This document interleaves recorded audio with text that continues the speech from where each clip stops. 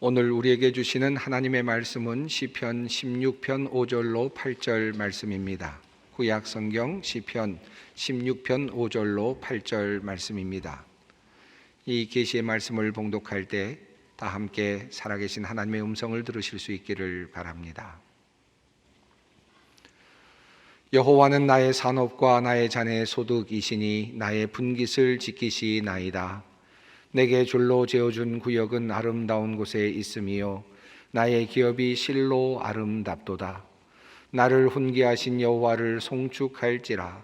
밤마다 내 양심이 나를 교훈하도다. 내가 여호와를 항상 내 앞에 모시며 그가 나의 오른쪽에 계심으로 내가 흔들리지 아니하리로다. 아멘.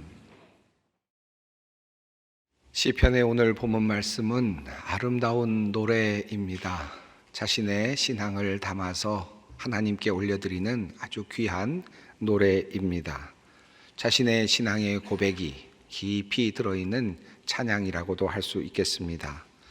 본문 앞부분을 우리가 읽지는 않았습니다마는 오늘 본문 말씀 앞부분에 이런 고백이 있습니다.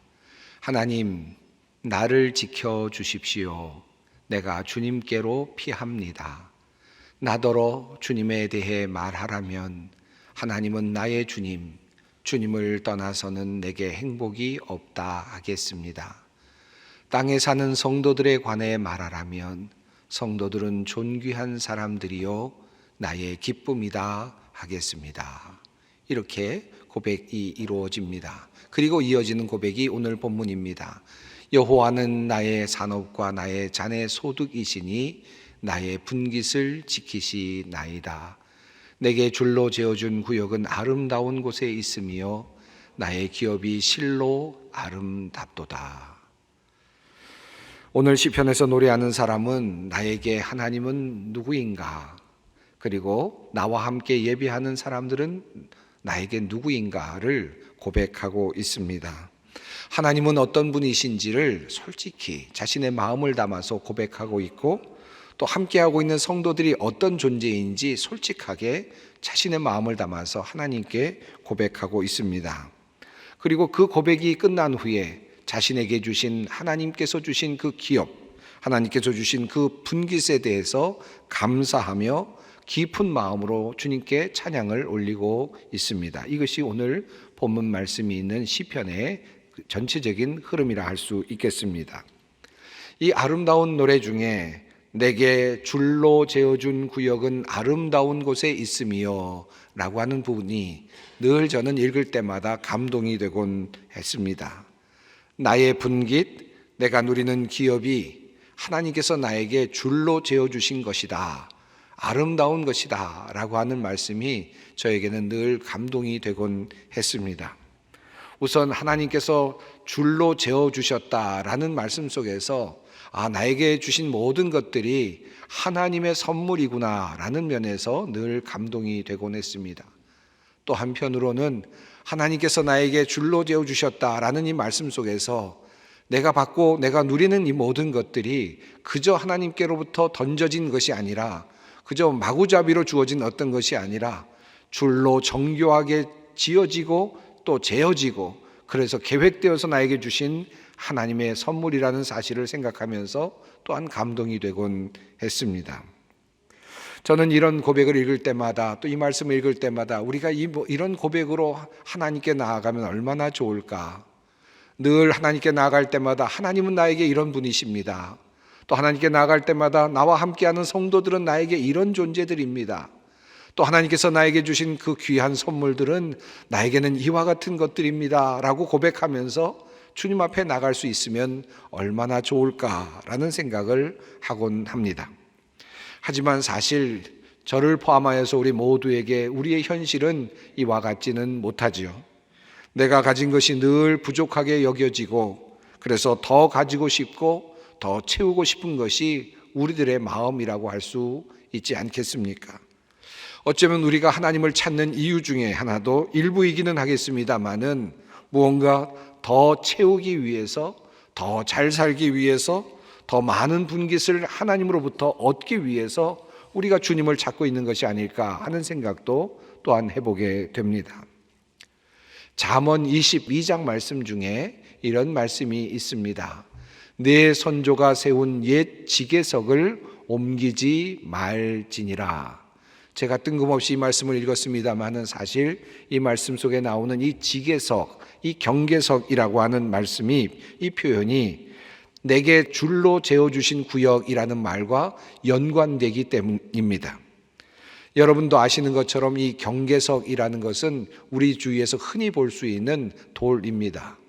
제일 많이 볼 수 있는 것은 아마 보도이겠죠. 인도와 차도 사이를 구별하는 경계석이 있습니다. 긴 화강석으로 되어 있는 경계석들이 보도 블록을 막고 서고 그리고 도로를 시작하게 만들곤 하지요. 이렇게 경계를 나타내는 이 돌을 우리는 경계석이라고 합니다. 요즘은 이 경계석들이 잘 정리되어 있고 정돈되어 있어서 흔히 볼 수 있는 것입니다만은 옛날에는 이 경계석들이 많지는 않았습니다. 요즘도 지적공사와 같은 그런 곳에서 직원들이 나와서 어떤 지적도를 보면서 또 토지를 또 측량하기도 하고 또 지적 측량을 통해서 경계점에 어떤 표지석을 세우기도 합니다.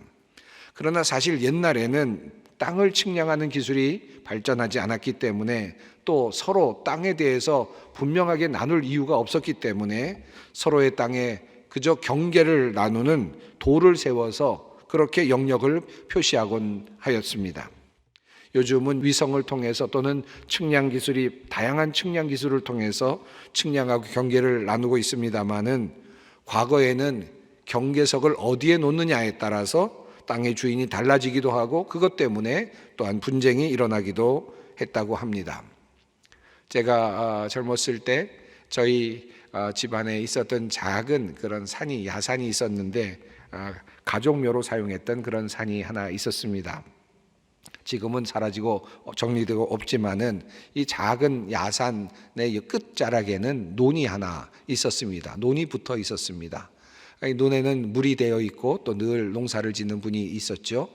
저희가 이따금 그곳을 갈 때면 항상 제 마음에 의아한 것이 있곤 했습니다. 전에보다 논이 더 넓어진 것입니다. 저희 땅 쪽으로 훨씬 더 깊이 들어온 느낌이 들곤 했습니다. 그분은 열심히 땅을 파서 열심히 산을 계속해서 산을 깎아내면서 그렇게 논을 만들어 그렇게 침범을 해 들어오곤 했습니다. 그때는 볼 때마다 얼마나 그게 기분이 안 좋았는지 따지고 싶기도 하고 그랬었는데 지금 다 모든 걸 정리하고 나니까 아무런 의미도 없는 땅이었구나 그런 생각이 드는데 그때는 왜 그렇게 조금 땅을 침범하는 것이 그렇게 화가 났는지 모르겠습니다. 지금도 생각해 보면 그분은 왜 그렇게 땅을 차지하려고 논을 그렇게 만들어가면서 조금씩 침범해 들어왔는지 다시 한번 묻고 싶은 심정이기도 합니다.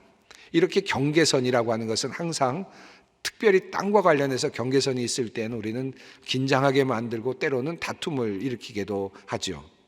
그런데 조금 전에 말씀드린 것처럼 이 잠언 22장의 말씀은 하나님께서 경계석을 옮기지 말라라고 하는 명령으로 되어 있습니다. 그런데 이 말씀은 잠언서에만 있는 것이 아닙니다. 신명기서에도 나오고 다양한 성경 본문 속에서 하나님께서 여러 번 경계석을 옮기지 말라고 명령을 하셨습니다. 신명기 19장 말씀입니다. 내 하나님 여호와께서 내게 주어 차지하게 하시는 땅 곧 내 소유가 된 기업의 땅에서 조상이 정한 내 이웃의 경계표를 옮기지 말지니라 라고 또 말씀하셨습니다. 또한 27장 신명기 27장에도 같은 내용의 말씀이 있습니다. 그의 이웃의 경계표를 옮기는 자는 저주를 받을 것이라 할 것이요 모든 백성은 아멘 할지니라. 아마도 그 당시에도 경계표를 옮기려고 하는 사람들이 많지 않았을까 추측해 볼 수 있겠습니다. 경계표를 옮긴다고 하는 것은 어떤 의미겠습니까? 결국 분쟁이 일어나고 또 서로 간에 싸움이 일어날 수밖에 없는 그런 일들이 아마 경계표를 옮기는 일 가운데 일어나지 않았을까 하는 생각이 들죠. 경계표를 옮기지 말라라고 하는 이 말씀 속에는 바로 이와 같은 염려 또한 이와 같은 삶의 태도가 잘 반영되어 있습니다. 첫째로 경계표를 옮기려고 하는 사람의 태도를 한번 생각해 보십시다. 경계표를 옮기는 것은 영역을 옮긴다라는 의미이고, 경계표를 옮긴다는 것은 영역을 확장시킨다라고 하는 그런 뜻이겠죠. 사람들이 경계표를 옮기려고 하는 이유가 무엇입니까? 아마도 그 깊은 마음 속에는 아마 욕심이라고 하는 것이 자리하고 있을 것입니다. 사람들은 늘 조금이라도 더 큰 영역을 가지고 싶어 하지요. 그와 같은 속성이 마음속에 있습니다. 욕심이라고도 할 수 있겠습니다. 이러한 땅을 넓히려고 하는 인간의 속성은 인간의 삶 속에서 매우 다양하게 나타납니다. 자신이 살고 있는 집의 크기를 점점 더 크게 만들고자 하는 욕심이 우리에게 있죠. 자신의 영향력을 점점 키워서 확장시키고자 하는 그런 마음이 있습니다. 국가적으로는 영토 분쟁을 하는 데까지 이어지기도 합니다. 부부 간에도 이와 같은 태도가 나타날 수 있습니다. 또한 친구 간에도 이와 같은 태도가 나타날 수 있습니다. 서로 상대방을 자기 자신에게 종속시키거나 또는 마음대로 하려고 할 때 그런 모습이 나타날 수 있을 것입니다. 하지만 이와 같은 경계석을 움직이는 삶의 방식 또는 경계석을 움직임으로써 또 조금씩 넓혀가는 이러한 삶의 방식은 끊임없이 분쟁과 투쟁과 상처를 만들어 가기 마련입니다. 서로 속이고 또 서로 싸우고 투쟁하고 빼앗아 세우는 경계석은 다시 또 다른 사람들에 의해서 빼앗겨지고 또다시 속임을 당하게 되고 무너지고 그리고 또다시 세워지게 되는 것입니다. 결국 빼앗고 넓히는 것 같지만 다툼이 일어날 수밖에 없고 또다시 빼앗기고 또다시 세워지는 그러한 악순환이 계속된다는 말씀입니다. 이러한 삶의 방식은 인간을 피폐하게 하고 인간의 삶에 행복을 주지 못합니다. 그럼에도 불구하고 많은 사람들이 이와 같은 삶의 자리에 서 있음을 봅니다. 조금이라도 더 경계석을 넓히기 위해서, 조금이라도 더 경계석을 옮기기 위해서 그렇게 바둥거리며 인생을 거기에 쓰며 낭비하며 살아가는 사람들이 참으로 많이 있습니다. 그리고 그것을 성공이라고 여기고 그렇게 경계석을 옮기는 것을 번영이라고 여기며 살아가는 사람들이 상당히 많이 있습니다. 그러나 성경은 분명하게도 경계석을 옮기지 말라라고 그렇게 삶의 원칙을 우리에게 알려주십니다. 그렇다면 우리는 어떻게 번영할 수 있다는 말입니까? 우리는 흔히 번영이라고 생각할 때 땅을 넓혀야만 번영이라고 생각하지요. 더 많은 것을 가져야만, 더 차지해야만 번영이라고 생각하지요. 그런데 하나님께서 경계석을 옮기지 말라라고 말씀하셨다면 우리는 어떻게 번영을 한다는 말씀입니까? 어떻게 하나님의 축복을 누린다라는 말씀입니까? 잠언 22장 28절 말씀 이후에 나오는 바로 뒷구절 29절 말씀은 이렇게 됩니다. 28절로 29절을 함께 제가 읽어보겠습니다. 너의 선조들이 세워놓은 그 옛 경계표를 옮기지 말아라. 자기 일에 능숙한 사람을 내가 보았을 것이다. 그런 사람은 왕을 섬길 것이요 대수롭지 않은 사람을 섬기지는 않을 것이다. 여러분, 이 말씀을 제가 읽어드렸는데 여러분은 이 말씀을 읽고 들으시면서 어떤 느낌이 드셨습니까? 28절과 27절 말씀이 어떻게 연관이 된다고 느껴지십니까? 어떤 분들은 아마 이 말씀이 서로 전혀 연관이 되지 않는 말씀이라고 그렇게 생각되실 수도 있겠습니다. 너희 선조가 세운 지계석을 움직이지 말아라, 옮겨놓지 말아라 라고 하는 명령이 28절 말씀입니다. 그리고 이어지는 29절 말씀은 자기 일에 능숙한 사람을 너가 보았을 것이다. 그 사람은 왕을 섬기게 될 것이다 라고 하는 말씀입니다. 어떻게 이 말씀이 연결이 됩니까? 언뜻 보기에는 이 말씀이 전혀 다른 말씀 같지만 사실은 28절 말씀 이후에 29절은 28절을 보완하는 말씀이고 우리에게 또 다른 해안을 주는 귀한 말씀이 아닐 수 없습니다. 누가 번영하는 사람인가? 땅을 차지하고 그리고 경계석을 넓혀가는, 경계석을 옮겨가는 사람이 성공하는 사람인가? 라는 질문에 대하여 29절 말씀은 그것이 아니라고 대답을 하는 것입니다. 자기 일에 능숙하게 되는 사람, 그 사람이 진정한 성공자라는 말씀입니다. 그 사람이야말로 진정 행복하게 될 것이다 라고 하는 말씀입니다. 즉 성공은 땅을 빼앗고 차지하는 데 있는 것이 아니라 영역을 확보하고 지키고 또다시 경계석을 세우고 또 경계석을 또다시 옮기는 데 있는 것이 아니라 바로 나에게 주어진 그 자리에서 그 자리를 충성스럽게 감당하는 데서 오는 것이다 라는 말씀입니다. 내가 가진 그 자리에서 나의 일에 능숙하게 되는 데서 오는 것이다 라는 말씀입니다. 내가 능숙하게 될 때, 그 땅을 잘 관리하게 될 때 진정한 번영이 온다라고 하는 말씀입니다. 자기의 달란트를 잘 다듬어서 능숙하게 되는 곳에서 진정한 성공, 진정한 번영이 이루어진다라는 말씀입니다.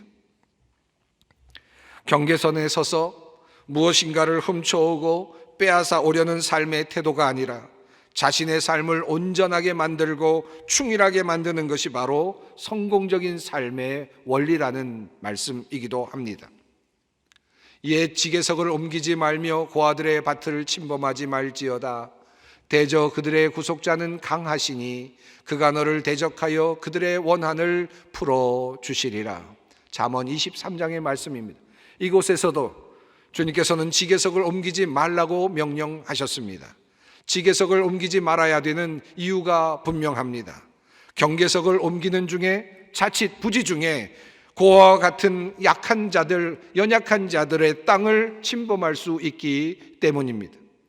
우리가 경계석을 옮기려고 할 때마다, 팽창하려고 할 때마다 우리는 나도 모르는 사이에 연약한 자들의 땅을 밟을 수밖에 없습니다. 그런데 우리가 만약 그렇게 연약한 자들의 땅을 밟게 된다면 그들의 땅을 차지하고 그들의 땅의 앞에 경계석을 세우게 된다면 우리는 하나님과 대적하는 관계에 놓이게 될 것이라는 하나님의 말씀입니다.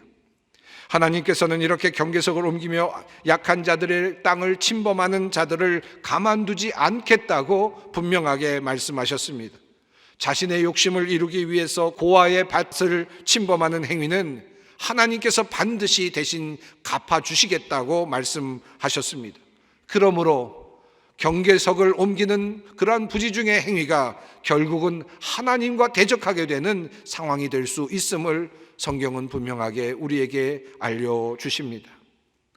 흥미롭게도 경계석을 옮기지 말라는 말씀과 유사한 표현의 말씀이 또한 성경 구절 속에 나옵니다. 잠언 5장 말씀입니다. 너는 내 우물에서 물을 마시며 내 샘에서 흐르는 물을 마시라. 무슨 말씀을 하고 계시는 걸까요? 그 뒤의 내용은 이렇게 이어집니다. 어찌하여 내 샘물을 집 밖으로 넘치게 하며 내 도랑물을 거리로 흘러가게 하겠느냐? 그 물이 내게만 있게 하고 타인과 더불어 그것을 나누지 말라. 내 샘으로 복되게 하라. 내가 젊어서 취한 아내를 즐거워하라. 그는 사랑스러운 암사슴 같고 아름다운 암노루 같으니 너는 그의 품을 항상 족하게 여기며 그의 사랑을 항상 연모하라. 내 아들아, 어찌하여 음녀를 연모하겠으며 어찌하여 이방 계집의 가슴을 안겠느냐? 무슨 말로 제가 더 이상 설명할 필요가 있겠습니까? 너는 내 우물에서 물을 마시며 내 샘에서 흐르는 물을 마시라.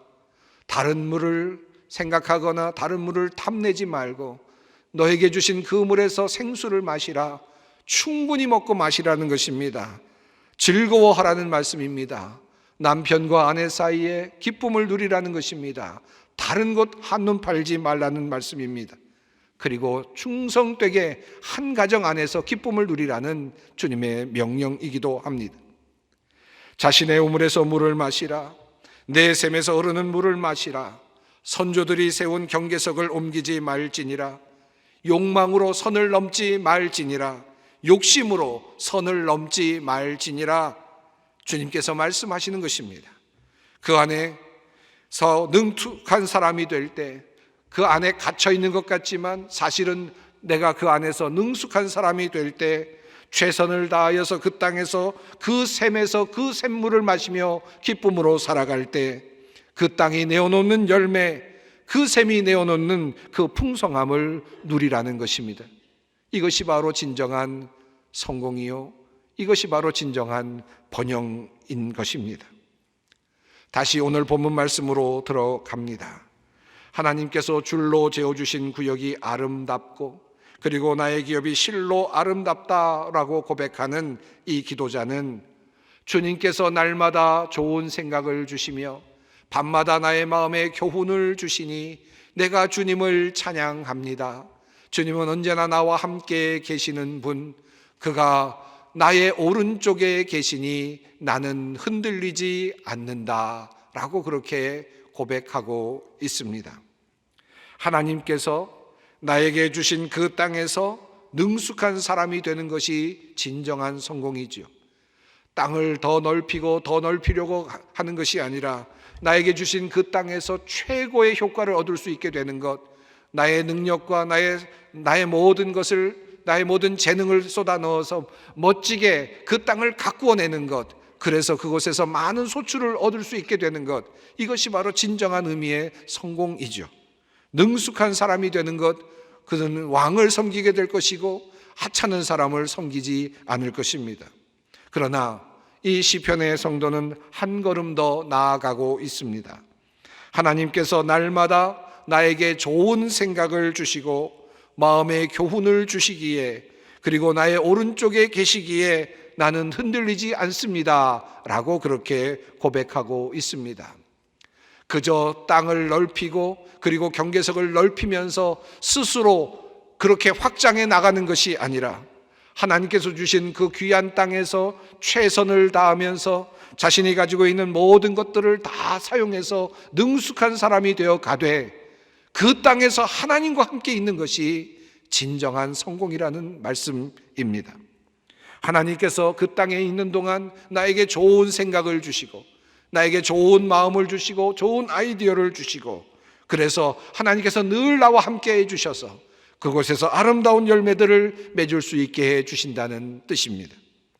하나님께서 함께 하여 주시는 기업, 하나님께서 지켜주시는 기업, 하나님께서 좋은 생각과 아이디어를 주시는 그와 같은 기업, 어떻게 해야 할지 나의 마음에 말씀해 주시며 또한 늘 함께 걸어가 주시는 그런 기업, 그런 기업이 바로 나의 기업이 되는 것입니다. 나의 자리, 나의 모든 것이 되는 것입니다. 나의 노력으로 땅을 비옥하게 만드는 것도 매우 중요하지요. 열심히 노력해서 능숙한 사람이 되어서 많은 소출을 거둘 수 있는 단계까지 이르는 것이 진정한 의미의 성공이죠. 그러나 한편 더 나아가서 주님께서 나와 함께 해주셔서 주님께서 나의 땅을 비옥하게 만들어 주시고 모든 것들을 내려주시는 것이 또한 중요합니다. 좋은 생각을 주시고 마음의 교훈을 주시고 늘 함께 하시기에 나는 흔들리지 않습니다. 이것이 바로 오늘 기도자의 고백입니다. 한 걸음 더 나아가 봅니다. 오늘 본문 말씀을 읽어가면서 이 노래가 어떤 노래인가, 그리고 또한 이 노래가 누구의 노래인가를 생각해 보게 됩니다. 물론 이 노래는 다윗의 믹담으로 되어 있습니다. 다윗의 노래로 그렇게 전해져 오고 있습니다. 그러나 많은 사람들이 이 노래의 내용을 읽고 그리고 묵상하면서 이 노래는 아마도 성전으로 올라가는 사람들의 기도가 아니겠는가, 그리고 또 성전에서 일하고 있는 사람들의 기도가 아니겠는가라고 그렇게 추측합니다. 왜냐하면 하나님에 대해서 노래하고 있고 또 함께하고 있는 성도들에 대해서 노래하고 있는 부분이 나오고 있기 때문입니다. 많은 주석학자들은 아마도 이 노래는 레위인들이 불렀을 노래가 아닐까라고 추측을 하기도 합니다. 레위인들, 그들은 매일 아침 성전으로 올라갑니다. 그리고 성전에 올라가서 하나님에 대하여 고백을 하죠. 하나님은 나에게 이런 분이십니다 라고 노래합니다. 조금 있으면 성전으로 많은 성도들이 몰려옵니다.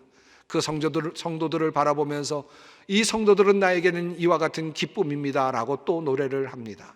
아마도 이와 같은 노래를 부르고 있었던 레위인들의 노래가 아닐까라고 추측을 해봅니다. 그들이 고백합니다. 하나님에 대하여 내가 말한다면 주를 떠나서는 나에게는 행복이 없다고 말하겠습니다. 성도들에 대해서 내가 말한다면 그들은 존귀한 사람들이며 나의 기쁨이라고 말하겠습니다. 그리고 그들은 주님이야말로 내가 받을 유산의 몫입니다 라고 그렇게 고백합니다.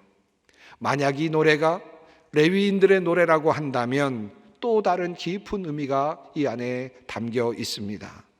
여러분도 아시는 것처럼 레위 지파 사람들은 하나님께로부터 따로 소유할 땅을 받지 못했던 사람들입니다. 이스라엘 지파 모든 지파들이 땅을 선물로 받았습니다. 그러나 레위 지파만큼은 땅을 받지 못했습니다. 그리고 그들은 오직 성전에서 제사를 드리며 또 제사를 도우며 성도들을 섬기며 하나님을 섬기도록 부름을 받았습니다. 그래서 그들은 땅이 없기에, 그들은 기업이 없기에 그저 성전에 올라가서 예배하고 기도하는 일이 그들의 몫이었습니다. 하나님에 대해 노래하며 성도들에게 노래하는 것, 이것이 그들의 임무였습니다. 만약 그렇다면 그들은 지금 땅이 없는 사람들입니다. 땅을 받지 못한 사람들입니다. 그런 사람들이 지금 이렇게 노래를 하고 있는 것입니다. 아, 주님, 주님이야말로 내가 받을 유산의 몫입니다. 주님께서는 나에게 필요한 모든 복을 내려주십니다. 나의 미래는 주님이 책임지십니다. 줄로 지어서 나에게 주신 그 땅은 기름진 곳입니다. 참으로 나는 빛나는 유산을 물려받았습니다. 여러분, 레위인이라고 하는 관점에서 이 말씀이 읽혀질 때 어떤 느낌이 드십니까? 주님이야말로 내가 받을 유산의 몫입니다. 나에게는 땅이 필요한 것이 아닙니다. 나에게는 땅이 없습니다. 나에게는 주님만 있을 뿐입니다. 나에게 필요한 복을 주님께서 내려주십니다. 주님께서는 나의 미래도 책임져 주십니다. 나에게는 재산도 없고 나에게는 어떤 특별한 어떤 준비된 어떤 것도 없지만, 믿을 만한 것도 없지만, 그러나 주님께서 나의 미래를 책임져 주십니다. 줄로 지어서 나에게 주신 그 땅은 기름진 곳입니다. 내가 매일 아침 가는 바로 그 성전, 그 땅은 기름진 곳입니다. 내가 그곳에 서 있을 때마다 하나님의 은혜를 누립니다. 참으로 나는 빛나는 유산을 선물로 받았습니다. 레위인의 노래입니다. 시편에서 노래하는 레위인은 땅을 선물로 받지는 못했지만 주님이야말로 내가 받을 유산의 몫이라고 그렇게 고백하고 있습니다. 주님이 책임져 주실 것이라고 믿습니다. 줄로 지어주신 그 땅은 어디에 있습니까? 바로 그 성전 작은 땅, 그러나 그 땅은 장차올 하나님의 나라를 이미 보여주고 있습니다. 그는 이미 하나님의 나라에서 받을 그 위대한 땅을 꿈꾸고 있습니다. 그 유산을 기대하고 있습니다.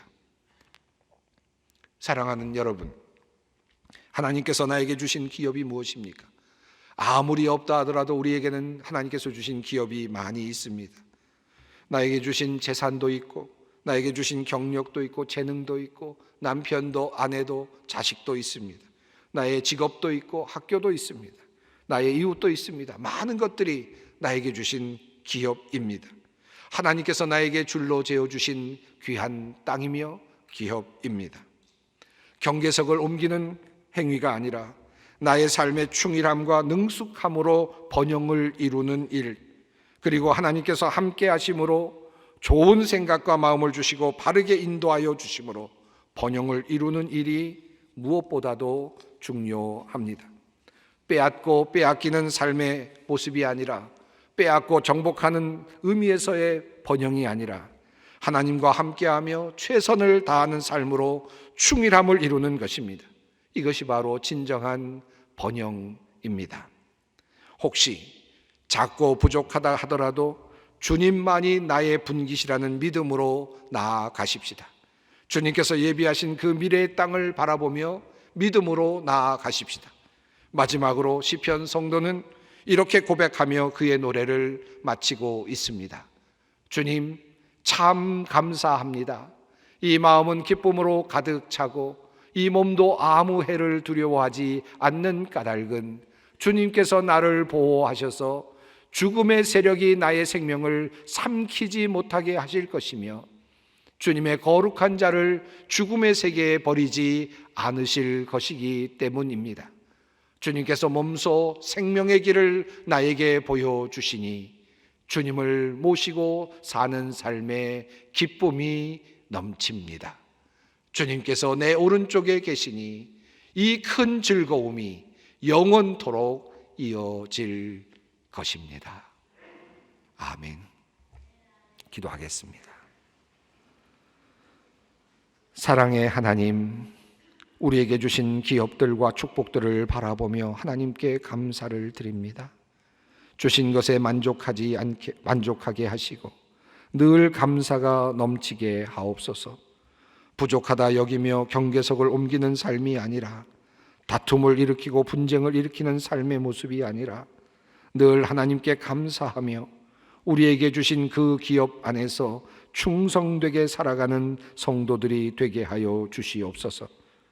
가진 것이 아무것도 없다고 생각되어질 때조차도 나의 기업이 되시는 예수님을 붙잡게 하시고, 주님께서 예비하시는 생명의 길 바라보며 즐거운 순례의 길을 가게 하옵소서.